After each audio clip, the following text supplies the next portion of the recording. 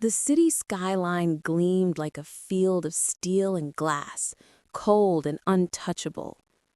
At the top of the towering Apex Corporation building, Adrian Cole stood in his office, staring at the lights below.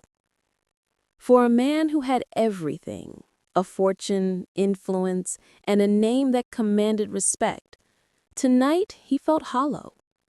5 years ago, he had built his empire on ambition and ruthlessness, stepping over anyone who dared to cross him. But the weight of his conquests was catching up. Deals made in the shadows, betrayals ignored, and debts left unpaid now circled him like predators.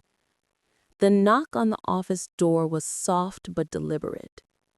"Adrian," came a voice that sent a shiver down his spine. He didn't turn. He knew who it was before she stepped inside.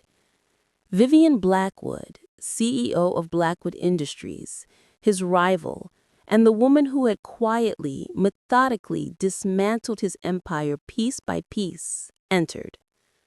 Her heels clicked against the marble floor, sharp and unrelenting, matching the calm fury in her eyes.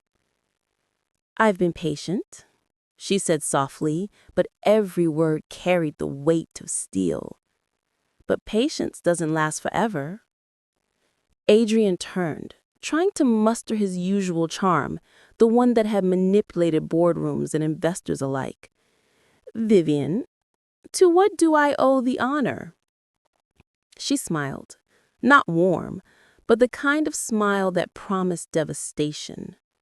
"The empire you built is mine now. Or, more accurately, it never belonged to you. Every contract you signed, every merger you celebrated, it was a house of cards I've been quietly watching. And tonight, Adrian, it falls." He laughed, a harsh, brittle sound. "You'll never." Vivienne cut him off. With a single motion, she pulled out a folder. Documents, contracts, recordings, all evidence of Adrian's deceit, manipulation, and crimes. Embezzlement, falsified reports, offshore accounts hidden from regulators. "You've been reckless, but I'm giving you a choice." He blinked. Choice? There was no choice with Vivienne Blackwood. She didn't negotiate, she executed.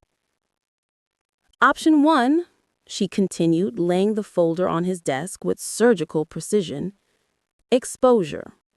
I release this information to the authorities, and in less than 48 hours, your name will be mud, your empire gone, and your freedom optional." Adrian's stomach dropped. He had underestimated her. He always underestimated her. "Option 2, Vivienne said, her voice calm now, almost compassionate. "Work. Start over. You'll be part of the rebuilding team for the Apex Foundation, our philanthropic arm. It's grunt work, oversight, logistics, administration. Humble, repetitive, and entirely visible to the eyes of the public. Fail, and the first option happens anyway." Adrian's mind raced. He had been king once, master of every corner of the city's business world. Now, reduced to paperwork and menial oversight, it was unbearable. But worse than unbearable was the thought of prison, public disgrace, and losing everything without a single chance. He gritted his teeth and signed the contract. The following morning, Adrian stood outside the Apex Foundation building. Gone were the penthouse suites, the private elevators, the security teams bowing at his name. Now there were janitors, office clerks, and a constant hum of ordinary life. He entered the building, his pride burning in the chill air of reality. Weeks passed, and Adrian's world shifted. He learned what it meant to be one among many, to follow instructions, to make amends not with speeches or threats, but through action. Every day was a lesson in humility. Meanwhile, Vivienne watched quietly from the shadows. She didn't relish cruelty. but she understood the language of power. And power required balance. Adrian's brilliance was wasted on arrogance. Perhaps now it would be tempered by discipline. One evening, as the city's light shimmered through the foundation's windows, Adrian stayed late, meticulously organizing files for a new community project.